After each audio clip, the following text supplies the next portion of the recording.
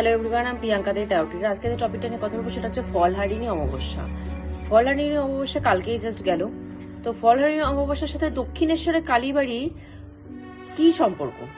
দক্ষিণেশ্বরে যেখানে শ্রী শ্রী রামকৃষ্ণদেব পুজো করতেন মায়ের মন্দিরে, 1873 সালে ফলহারিণী অমাবস্যার দিন উনি মায়ের জায়গায় মা সারদা দেবীকে বসিয়ে পুজো করলেন মা ত্রিপুরা সুন্দরী রূপে। মায়ের তো দশ মহাবিদ্যায় 10 জন রূপ আছে, মা ত্রিপুরা সুন্দরী রূপে মা সারদাকে বসিয়ে উনি সেদিন পুজো করেছিলেন সেই ফলহারিণী অমাবস্যার রাতের দিন।